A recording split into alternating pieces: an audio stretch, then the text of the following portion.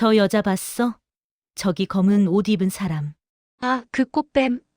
80대 재벌이랑 결혼한 그 여자잖아. 진짜야? 나이 차이만 봐도 소름인데. 그러게 치매 걸린 노인 꼬셔서 재산 다 챙기고 장례식에서 울고 있대. 근데 말이야, 나. 뭔데? 저 여자 표정. 돈 가진 사람 얼굴은 아닌 것 같지 않아? 그게 더 무섭지? 장례식장은 지나치게 고급스러웠다. 서울에서도 가장 비싼 땅값을 자랑하는 호텔 최상층, VIP 전용 장례식장. 자동문이 열릴 때마다 은은한 향 냄새와 함께 차분한 클래식 음악이 흘러나왔다. 천장은 과할 정도로 높았고 벽에는 수천만 원을 호가하는 그림들이 걸려 있었다. 이곳이 누군가의 마지막을 보내는 공간이라는 사실이 믿기지 않을 만큼 모든 것이 화려했다. 사람들은 검은 정장을 차려입고 조용히 오갔지만 그 얼굴에는 슬픔보다는 계산이 먼저 떠올라 있었다. 누군가는 인맥을 확인했고 누군가는 다음 인사를 준비했으며 누군가는 이 장례식 이후의 주가를 떠올리고 있었다. 그리고 그 모든 시선이 멈춘 곳. 영정사진 앞에 한 여자가 무릎을 꿇고 앉아 있었다. 28. 검은색 상복이었지만 누가 봐도 고가임을 알 수 있는 디자인. 핏이 완벽하게 떨어지는 재킷, 살짝 드러나는 목선, 그리고 귀에 반짝이는 작은 다이아 귀걸이. 울고 있었다. 하지만 너무 아름답게 울고 있었다. 흑흑 회장님. 그녀의 이름은 수진. 불과 석 달 전 최 회장의 아내가 된 여자였다. 사람들의 시선이 날카롭게 꽂혔다. 저게 그 여자야? 간병인 출신이라던데. 미쳤네 28이래. 저 얼굴로 노인 하나 물면 인생 끝이지 뭐. 수군거림은 바람처럼 번졌다. 그녀는 고개를 숙인 채 아무 말도 하지 않았다. 두 손을 가지런히 모아 영정 앞에 올려둔 채 마치 죄인처럼 고개를 숙이고 있었다. 그때였다. 이 미친년아. 폭발하듯 터져나온 목소리. 장례식장 전체가 얼어붙었다. 사람들 사이를 거칠게 밀치며 한 남자가 앞으로 나왔다. 검은 정장 차림이었지만 넥타이는 풀어 헤쳐져 있었고 얼굴은 분노로 일그러져 있었다. 최 회장의 장남 최도연이었다. 그는 한치의 망설임도 없이 수진의 머리채를 잡아챘다. 어디서 울어? 내가 울 자격이 있어. 순간 짝! 귀를 찢는 소리와 함께 수진의 고개가 옆으로 튕겨나갔다. 장례식장 안이 순식간에 아수라장이 됐다. 형님, 그만하세요. 여기서 이러시면 카메라 있어요. 하지만 최도연은 멈추지 않았다. 이 꽃뱀 같은 년아. 우리 아버지 꼬셔서 혼인신고 해놓고 이제 와서 울어. 그는 수진을 내려다보며 이를 갈았다. 간병인으로 들어와서 우리 아버지 홀려놓고 석 달 만에 혼인신고. 그것도 모자라서 유산까지 넘보냐. 수진은 바닥에 주저앉은 채 아무 말도 하지 않았다. 한쪽 뺨이 빠르게 붉어지고 있었지만 손으로 감싸지도 않았다. 그저 고개를 숙이고 있었다. 전 회장님 뜻을 따랐을 뿐이에요. 목소리는 떨렸지만 변명 같지는 않았다. 그 말이 오히려 불씨가 됐다. 봐라, 저 뻔뻔한 년 말하는 거 봐. 와 진짜 독하다. 노인네 인생 마지막까지 빨아먹네. 누군가는 노골적으로 욕을 했다. 누군가는 휴대폰을 꺼내 영상을 찍었다. 누군가는 요즘 애들 무섭다며 고개를 절레절레 흔들었다. 그리고 그 모든 시선은 하나의 결론으로 모였다. 저 여자는 악마다. 수지는 그 사실을 알고 있었다. 자신이 어떤 눈으로 보이는지, 이곳에 있는 모든 사람이 자신을 어떻게 생각하는지. 하지만 그럼에도 불구하고 그녀는 아무 말도 하지 않았다. 고개를 숙인 채 두 손을 꼭 쥐고 있었다. 그 순간 최 회장의 차남이 조용히 말했다. 형, 그만해. 장례식이잖아. 하지만 그 말은 기름이었다. 장례식? 그래, 장례식이지. 근데 인연이 여기에 설 자격이 있냐고. 그는 수진을 손가락으로 가리켰다. 우리 아버지 치매였던 거 알잖아. 이 여자가 그걸 이용한 거야. 약 타서 먹이고 혼인신고 시키고 매달 수천만 원씩 빼돌린 거라고. 순간 사람들 사이에서 웅성임이 커졌다. 치매였대? 와, 그럼 범죄 아니야? 미쳤다, 진짜. 수진의 얼굴이 하얗게 질렸다. 하지만 여전히 아무 말도 하지 않았다. 그때 누군가가 낮게 말했다. 그래도 너무 어린데. 그 말에 최도연이 비웃듯 웃었다. 어리긴 뭐가 어려. 저런 애들이 더 무서운 거야. 계산 다 하고 들어오는 거지. 그는 고개를 숙여 수진의 얼굴을 들게 했다. 너 돈 얼마 받아먹었어? 우리 아버지한테서 얼마 뜯어냈어? 수진의 입술이 떨렸다. 하지만 그녀는 끝내 대답하지 않았다. 그 순간 영정사진 속 최 회장의 미소가 유난히 또렷해 보였다. 마치 이 모든 장면을 보고 있다는 듯이. 그리고 아무도 몰랐다. 이 장례식이, 이 분노와 증오가 이 여자를 향한 모든 욕설이 장례식 다음 날 아침. 수지는 휴대폰 알람이 아니라 진동이 멈추지 않는 소리 때문에 잠에서 깼다. 침대 옆에 놓인 휴대폰이 미친 듯이 울리고 있었다. 부재중 전화 87통, 메시지 알림 수십 개. 그녀는 한참을 바라보다가 천천히 화면을 켰다. 가장 위에 뜬 것은 뉴스 알림이었다. 속보 80대 재벌, 20대 아내와 혼인 침해, 악용 의혹. 석 달 만에 수십억 유출 정황. 손끝이 떨렸다.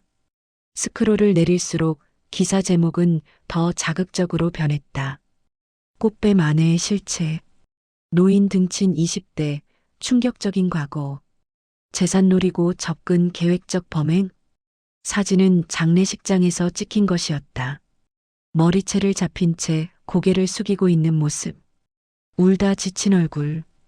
고개를 들지 못하는 장면. 모든 기사에 같은 문장이 반복됐다. 최 회장, 치매 진단 후 혼인신고, 가족들 사기 결혼 주장. 수지는 화면을 끄지 못한 채 멍하니 앉아 있었다. 잠시 뒤 핸드폰이 다시 울렸다. 모르는 번호. 받지 않으려 했지만 어느새 통화 버튼을 누르고 있었다. 여보세요? 잠깐의 정적 후 귀를 찢는 듯한 욕설이 터져나왔다. 야, 너 아직도 살아있냐? 노인 돈 빨아먹고 좋겠다. CX년아. 얼굴 까졌으니까 이제 끝이야. 너 인생 끝났어. 뚝. 전화는 일방적으로 끊겼다. 곧이어 또 다른 전화. 또 다른 욕설. 또 다른 저주. 수지는 결국 전원을 꺼버렸다. 하지만 세상은 꺼지지 않았다. 그날 오후 수지는 변호사 사무실로 향했다. 모자를 눌러쓰고 마스크를 쓰고 고개를 최대한 숙인 채였다. 하지만 이미 늦었다. 엘리베이터 문이 열리는 순간 누군가 그녀를 알아봤다. 저 여자 아니야? 그 한마디로 모든 것이 끝났다. 와, 진짜네. 뉴스에서 본 그 여자 맞지? 대박, 실제로 보니까 더 뻔뻔하게 생겼네. 사람들의 시선이 꽂혔다. 휴대폰이 하나둘 들렸다. 누군가는 대놓고 사진을 찍었다. 지금 심정이 어때요? 후회는 안 해요? 돈은 다 빼돌렸어요? 수지는 아무 말도 하지 않았다. 그저 엘리베이터 문이 닫히기만을 기다렸다. 하지만 문이 닫히기 직전 누군가 말했다. 저런 애들은 감옥 가야 돼. 그 말이 심장을 찔렀다. 법무법인 사무실에서도 상황은 다르지 않았다. 변호사는 서류를 넘기며 말했다. 솔직히 말씀드리면 상황이 많이 불리합니다. 수지는 고개를 끄덕였다. 최 회장님이 치매 진단을 받은 시점이 혼인 이전입니다. 그리고 혼인 직후 계좌에서 큰 돈이 빠져나간 기록이 있어요. 수지는 조용히 물었다. 그 돈 제가 쓴 거 아니에요. 알고 있습니다. 하지만 세상은 사실보다 그럴듯함을 믿습니다. 변호사는 한숨을 쉬었다. 지금 여론이 너무 안 좋아요. 당분간은 외부 활동을 자제하시는 게 좋겠습니다. 그 말은 사실상 선고였다. 사회적 사망. 집으로 돌아가는 길, 수지는 처음으로 눈물을 흘렸다. 억울해서가 아니었다. 두려워서였다. 편의점 앞을 지나는데 고등학생들이 수군댔다. 저 여자 아니야? 맞는 것 같아. 와, 실제로 보니까 소름 돋는다. 그녀는 고개를 숙이고 걸었다. 그러나 어디까지 가도 시선은 따라왔다. 집에 도착하자 현관 앞에 놓인 무언가가 보였다. 계란. 깨진 채로 바닥에 흩어져 있었다. 그 옆에는 검은 글씨로 쓰인 쪽지. 사람답게 살 줄 알아라. 그날 밤 수지는 불을 켜지 못했다. 불을 켜는 순간 창밖에서 누가 볼까봐. 그녀는 침대에 웅크린 채 앉아 휴대폰을 켰다. 그리고 조용히 검색했다. 치매 노인 혼인 무효 판례. 간병인 혼인 사기. 재산 편취 형량. 검색 결과는 잔인했다. 실형 가능성 높음. 사회적 매장. 평생 꼬리표. 그녀는 휴대폰을 내려놓고 천장을 바라봤다. 그리고 속으로 중얼거렸다. 회장님, 정말 이 방법밖에 없었나요? 그 순간 머릿속에 떠오른 한 장면. 병실, 산소호흡기 소리, 그리고 그녀의 손을 꼭 잡고 있던 늙은 손. 수진아, 내가 욕을 먹어야 한다. 그 말이 다시 귓가에 맴돌았다. 그녀는 눈을 감았다. 그리고 결심했다. 아무 말도 하지 않겠다고. 세상이 뭐라 하든 자신이 어떤 괴물이 되든 그 약속만은 지키겠다고. 법정은 숨이 막힐 듯 조용했다. 서울중앙지방법원 403호. 수십 개의 취재 카메라가 법정 뒤편을 가득 메우고 있었다. 기자들은 펜을 쥔 채 모니터를 응시했고 방청석은 이미 가득 찼다. 그리고 피고석. 수지는 그 자리에 앉아 있었다. 검은 정장. 머리는 단정히 묶었고 화장은 거의 하지 않았다. 하지만 얼굴은 눈에 띄게 수척해져 있었다. 지난 몇 주 동안 그녀는 거의 잠을 자지 못했다. 밤마다 악몽에 시달렸고 깨어있는 시간에는 끝없는 기사와 악플이 그녀를 짓눌렀다. 피고인, 고개 드세요. 판사의 목소리에 수진이 고개를 들었다. 정면에는 최 회장의 자녀들이 앉아 있었다. 장남 최도연, 차남 최민석, 그리고 딸 최유라. 그들의 얼굴에는 분노와 확신이 섞여 있었다. 이 재판은 이미 끝났다. 그들은 그렇게 믿고 있었다. 검사가 일어나 서류를 넘기며 말했다. 피고 수지는 고 최 회장이 치매 진단을 받은 이후 그를 기망하여 혼인신고를 하고 거액의 자산을 편취한 혐의를 받고 있습니다. 법정 안에 낮은 웅성거림이 퍼졌다. 특히 혼인 직후 매달 수천만 원이 피고의 계좌로 이체된 사실이 확인되었고 이에 있습니다. 수진 측 변호사가 일어섰다. 그 돈은 피고가 개인적으로 사용한 적이 없습니다. 검사가 냉소했다. 하지만 계좌 명의는 피고입니다. 그 말에 방청석에서 조용한 탄식이 흘러나왔다. 판사는 잠시 정리한 뒤 말했다. 피고 측 제출할 증거가 있습니까? 순간 법정의 공기가 멈췄다. 수진의 변호사는 천천히 고개를 끄덕였다. 예, 있습니다. 그리고는 USB 하나를 들어 올렸다. 피고가 아닌 고 최 회장 본인이 남긴 영상입니다. 순간 방청석이 술렁였다. 영상이요? 지금 와서? 설마. 최 회장의 자녀들 역시 당황한 표정이었다. 아버지가 그런 걸 남겼을 리가 없어. 최도연이 낮게 중얼거렸다. 판사는 잠시 망설이다 고개를 끄덕였다. 재생하십시오. 조명이 어두워지고 스크린이 내려왔다. 처음엔 어두웠다. 흔들리는 화면, 숨소리. 잠시 후 초점이 잡히며 한 노인의 얼굴이 나타났다. 곧 최 회장이었다. 병원 침대에 반쯤 기대어 앉아 있었고 얼굴은 수척했지만 눈빛은 놀라울 만큼 또렷했다. 잘 나오나? 그는 카메라를 바라보며 작게 웃었다. 이거 수진이가 찍어주는 거라서 어색하네. 그 순간 법정 안에서 숨을 들이마시는 소리가 들렸다. 수진은 고개를 들지 못한 채 손을 꽉 쥐고 있었다. 영상 속 최 회장은 천천히 말을 이었다. 이 영상은 혹시라도 내가 죽은 뒤 내 자식들이 이 아이를 괴롭힐까봐 남기는 거다. 방청석이 웅성거렸다. 나는 지금 아주 제정신이다. 의사도 간호사도 다 증명해 줄 수 있다. 그는 잠시 숨을 골랐다. 내가 치매 판정을 받았다고들 하지. 맞다. 초기 증상이 있다. 하지만 아직 내 의지는 분명하다. 그리고 카메라를 똑바로 바라봤다. 이제부터 하는 말 전부 내 선택이다. 내 자식들.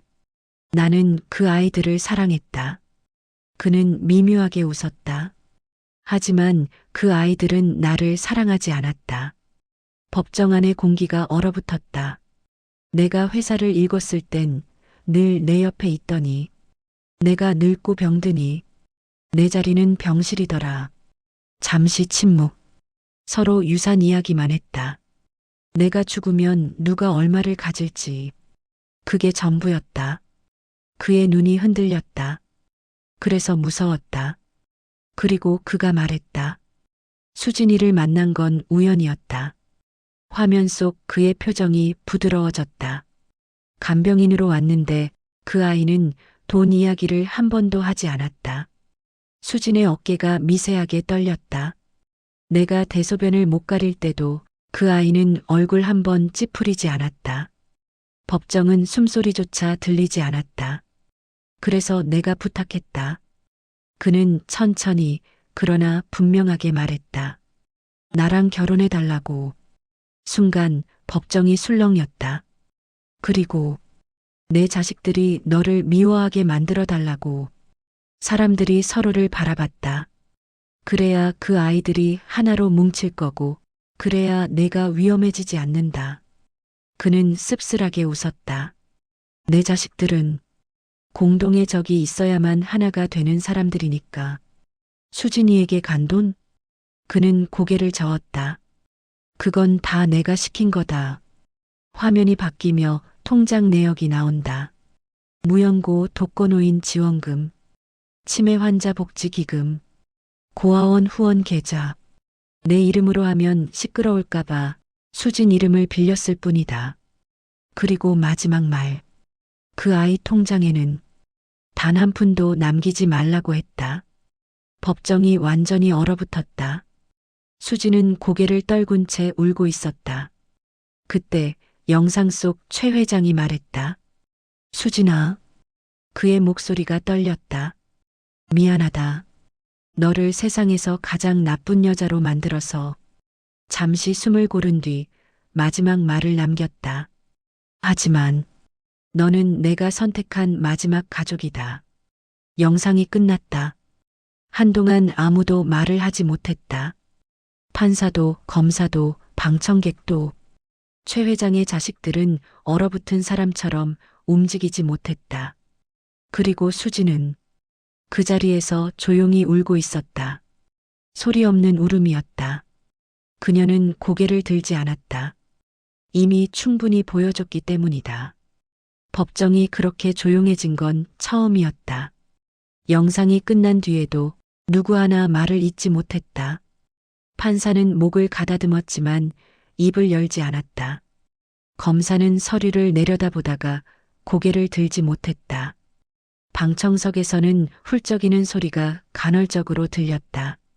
그리고 그 한가운데 수지는 고개를 숙인 채 꼼짝도 하지 않았다. 마치 이 순간이 오기를 오래전부터 알고 있었던 사람처럼. 그가 왜 그렇게까지 했는가? 최 회장은 평생을 성공한 사람으로 살아왔다.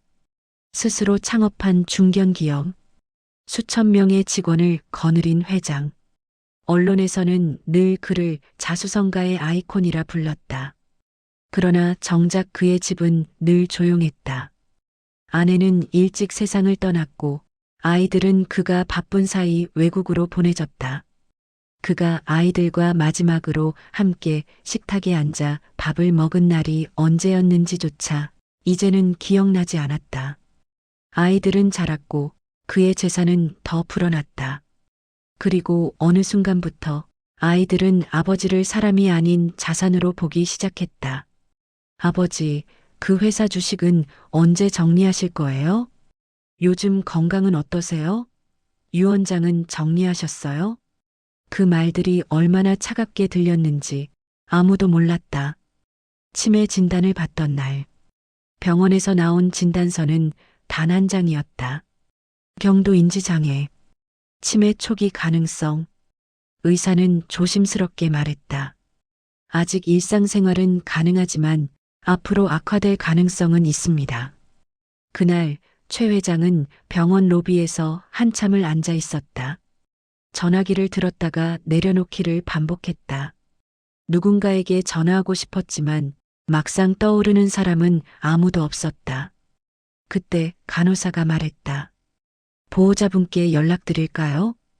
그는 잠시 멈칫하다가 고개를 저었다. 아니요, 내가 직접 하겠습니다. 그러나 결국 전화는 걸리지 않았다. 수지는 그 요양병원에서 일하던 간병인이었다. 눈에 띄게 예쁜 얼굴은 아니었다. 하지만 묘하게 사람을 편안하게 만드는 인상이었다. 무엇보다 말이 적었다. 그녀는 그를 회장님이라고 부르지 않았다. 어르신, 물 드세요. 오늘은 햇빛이 좋네요. 이 노래 예전에 좋아하셨죠? 그뿐이었다. 돈 이야기도 가족 이야기도 단 한 번도 꺼내지 않았다. 어느 날 밤 그가 실수로 침대를 더럽혔을 때였다. 최 회장은 얼굴이 새빨개져서 말했다. 미안하네. 그 말에 수지는 고개를 저었다. 괜찮아요. 사람은 다 그럴 수 있어요. 그리고 아무 일도 아니라는 듯 조용히 치웠다. 그날 밤 그는 처음으로 울었다. 아무에게도 보이지 않게 이불을 뒤집어 쓴 채 울었다. 며칠 뒤 그는 수진을 불렀다. 자네 가족은 있나? 없어요. 짧은 대답이었다. 나도 그렇네. 그는 잠시 말을 고르다가 입을 열었다. 내가 곧 죽을 수도 있네. 그 전에 하고 싶은 일이 하나 있어. 수지는 대답하지 않았다. 그저 조용히 고개를 끄덕였다. 나랑 결혼해주게. 그녀는 그 말을 듣고도 놀라지 않았다. 대신 한참을 침묵하다 물었다. 이유를 여쭤봐도 될까요? 그는 천천히 말했다. 내 자식들은 내가 죽으면 싸울 게 분명해. 돈 때문에, 회사 때문에 나를 두고. 그리고 고개를 들어 그녀를 보았다. 그래서 말이야. 그 아이들이 미워할 대상을 하나 만들고 싶네. 수진의 눈이 흔들렸다. 그게 저인가요? 그는 고개를 끄덕였다. 내가 욕을 먹어야 그 아이들이 서로를 미워하지 않을 거다. 수진은 입술을 깨물었다. 제가 감당할 수 있을까요? 그는 한참을 바라보다 말했다. 그래서 내가 부탁하는 거다. 그리고 조용히 덧붙였다. 내가 마지막으로 믿을 수 있는 사람이니까. 수지는 그날 밤 잠을 이루지 못했다. 자신이 어떤 사람이 될지 알고 있었다. 사람들이 손가락질할 것이라는 것도, 평생 꽃뱀이라는 꼬리표가 따라다닐 거라는 것도. 하지만 동시에 떠오른 얼굴이 있었다. 요양원 침대에서 혼자 TV를 보며 잠드는 노인. 면회오는 사람 하나 없이 생일을 보내는 모습, 자신의 병보다 자식의 다툼을 더 걱정하던 얼굴. 그녀는 다음날 고개를 끄덕였다. 알겠습니다. 그날 이후 그녀는 철저히 악역이 되었다. 혼인신고, 통장 개설, 자녀들과의 갈등, 모든 것은 시나리오였다. 단 하나 진짜였던 건 그가 외롭지 않도록 곁에 있어준 것 뿐이었다. 법정안. 수지는 조용히 눈을 닦았다. 그리고 처음으로 고개를 들었다. 그녀의 눈은 더 이상 두렵지 않았다. 판사가 조용히 말했다. 피고하고 싶은 말이 있습니까? 수지는 잠시 망설이다가 입을 열었다. 없습니다. 사람들이 술렁였다. 하지만 그녀는 덧붙였다. 회장님이 원하신 건 제가 무죄라는 걸 밝히는 게 아니라 그분이 나쁜 아버지가 아니라는 걸 알아주는 거였어요. 그녀는 고개를 숙였다. 그걸로 충분합니다. 재판은 그렇게 끝났다. 판결문은 길지 않았다. 그러나 그 안에 담긴 의미는 무거웠다. 피고 수지는 고 최 회장의 재산을 편취한 사실이 없으며 혼인은 본인의 자유의지에 따른 것이었음이 인정된다. 방청석에서 누군가 숨을 길게 내쉬었다. 카메라 셔터 소리가 연달아 터졌다. 그러나 수지는 아무런 표정도 짓지 않았다. 그녀는 이미 알고 있었다. 이 판결이 자신을 자유롭게 해주지는 않는다는 걸, 사람들의 기억은 판결보다 훨씬 오래 남는다는 것을. 법원 밖에는 기자들이 빽빽하게 몰려 있었다. 수진 씨, 한 말씀만 해주세요. 억울하셨죠? 재산은 정말 한 푼도 안 받으신 건가요? 플래시가 터졌다. 그러나 그녀는 멈추지 않았다. 고개를 숙인 채 천천히 걸었다. 누군가가 그녀의 앞을 막아서자 경호원이 나섰다. 그 순간 익숙한 목소리가 들렸다. 수진아. 그녀가 고개를 들었다. 최 회장의 장남 도연이었다. 그는 이전과 달랐다. 눈빛에는 분노도 적의도 없었다. 그저 지독한 후회만이 남아 있었다. 미안하다. 그는 고개를 숙였다. 아버지가 그런 분이신 줄. 우리는 정말 아무것도 몰랐어. 수지는 아무 말도 하지 않았다. 우린 아버지를 재산으로만 봤어. 당신을 적으로 만들고서야 서로 손을 잡았다는 게. 그의 목소리가 떨렸다. 그게 너무 부끄럽다. 수지는 잠시 그를 바라보다가 조용히 말했다. 이미 지나간 일이에요. 그리고 덧붙였다. 아버지는 마지막에 외롭지 않으셨어요. 그 말에 도연의 눈이 붉어졌다. 그러나 그녀는 더 이상 말하지 않았다. 그저 고개를 숙여 인사한 뒤 사람들 사이를 지나쳐 걸어나갔다. 며칠 뒤 조용한 추모식이 다시 열렸다. 이번에는 기자도 카메라도 없었다. 가까운 사람 몇 명만이 모인 자리였다. 수지는 맨 마지막에 도착했다. 검은 원피스, 아무 장식도 없는 차림. 영정 사진 앞에 섰을 때 그녀는 한참 동안 말을 하지 못했다. 사진 속 최 회장은 여전히 미소 짓고 있었다. 회장님.